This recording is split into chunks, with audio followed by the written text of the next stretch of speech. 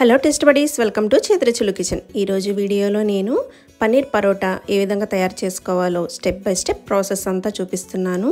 ఎక్కడ మిస్ కాకుండా వీడియోని చూడండి. అలాగే నా ఛానల్ని సబ్స్క్రైబ్ చేయడం మర్చిపోవద్దు.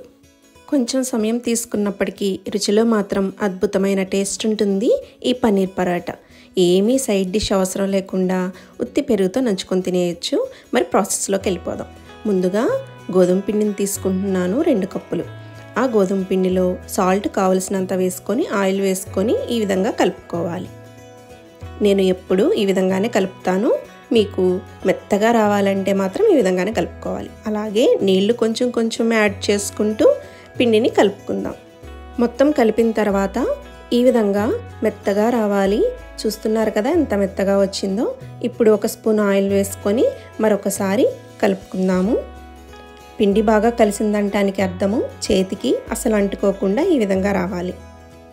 తర్వాత వాటిని ముద్దలుగా చేసుకుందాము.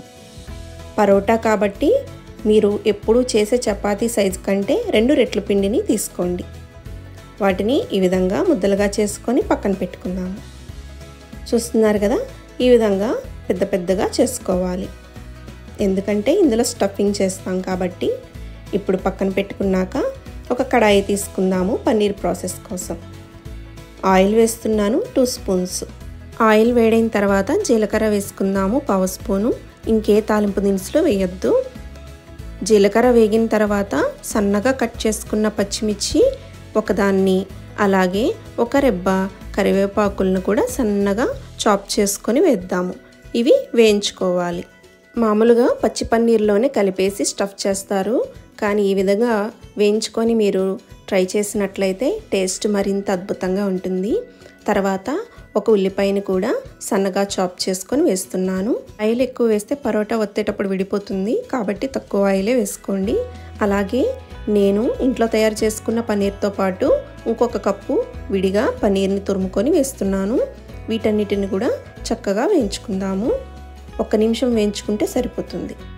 ఇప్పుడు ఇందులో 1/2 స్పూను సాల్ట్ యాడ్ చేస్తున్నాను. అలాగే పసుపు యాడ్ చేసుకుందాము. అలాగే కారం కూడా 1/2 స్పూను యాడ్ చేస్తున్నాను. వీటన్నిటిని చక్కగా కలుపుకుందాము.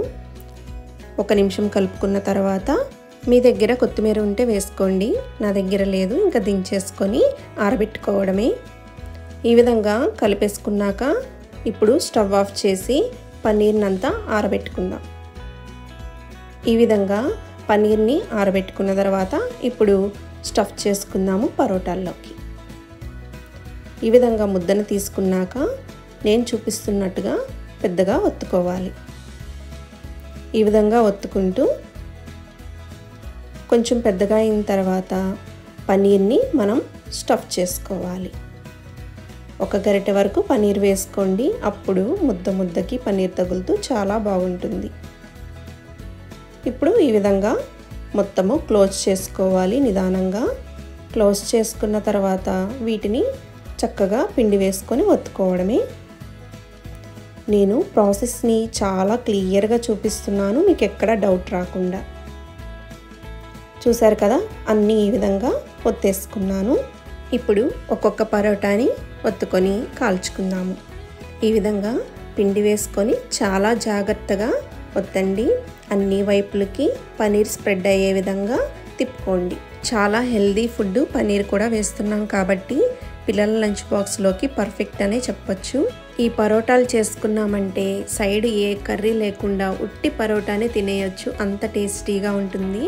మీకు సైడ్ డిష్ కావాలంటే కర్డ్లోకి నంచుకొని తిన్నారంటే ఇంకా రుచి అద్భుతం అన్నమాట. ఇప్పుడు పెనం తీసుకొని ఆయిల్ వేసుకుందాము. ఆయిల్ పరోటాలు కాల్చడానికి కొంచెం ఎక్కువే పడుతుంది. ఈ విధంగా పెనమంతా ఆయిల్ని స్ప్రెడ్ చేసుకున్నాక పరోటాని వేసేద్దాం. ఒకవైపు వేగుతున్నప్పుడు రెండో సైడ్ కూడా ఆయిల్ వేసుకోవాలి. 2 స్పూన్స్ ఆయిల్ సరిపోతుంది. ఆయిల్ వేసుకున్న తర్వాత రెండో సైడ్కి టాస్ చేసుకుందాము. చూసారు కదా ఎంత చక్కగా వేగిందో పరోటా. ఈ విధంగా రెండో సైడ్ కూడా వేగిన తర్వాత తీసి సర్వ్ చేసుకోవడమే. చక్కగా 2 సైడ్లు నిదానంగా కాల్చుకోండి. అంతేనండి, పన్నీర్ పరోటా సిద్ధమైనట్లే. ఈ విధంగా పన్నీర్ పరోటా చేసుకొని మీరు తిన్నట్లయితే అద్భుతమైన రుచి ఉంటుంది. ఒక్క పరోటాతో కడుపంతా నిండిపోతుంది. నేను ట్రై చేశాను, సూపర్గా వచ్చింది టేస్ట్.